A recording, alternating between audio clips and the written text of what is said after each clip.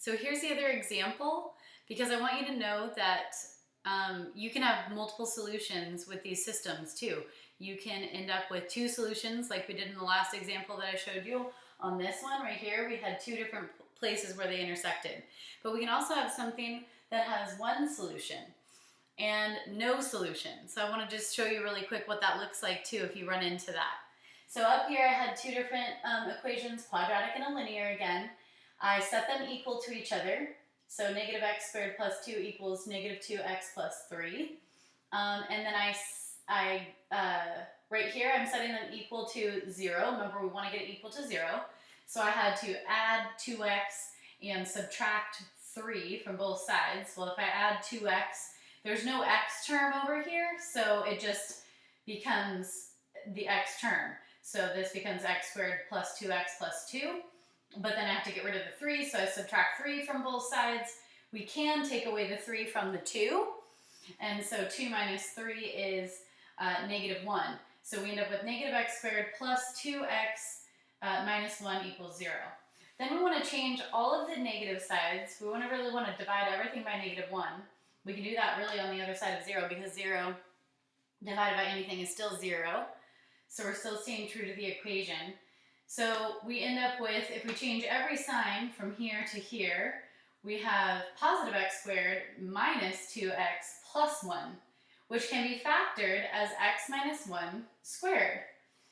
The square root of both of these, right? The square root of 0 is still 0. 0 times 0 is 0. Kind of weird, but that's why I'm doing this one with you so you can see that.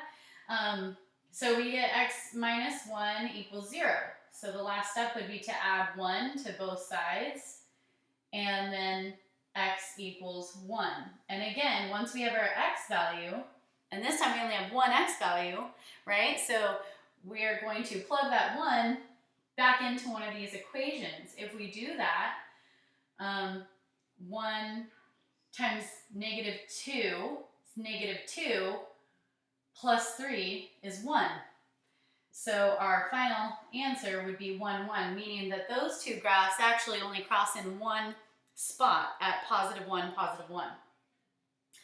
This one, and I think I'll go out of the video that way, so maybe I'll do it this way. If we set these equal to each other again, x squared plus x is equal to x minus 1, and I set it equal to 0 again, I'm going to minus an x from both sides, so I get x squared over here, because positive x minus x is nothing, and then I have my negative 1 over here. Well, anytime we have this x squared equals negative 1, we'd be square rooting, right? To undo that, so we'd be doing square root of negative 1. And that is an imaginary number. So this would mean no solution, meaning these two graphs actually don't cross anywhere. If we were to graph them, they don't cross or intersect anywhere on the graph.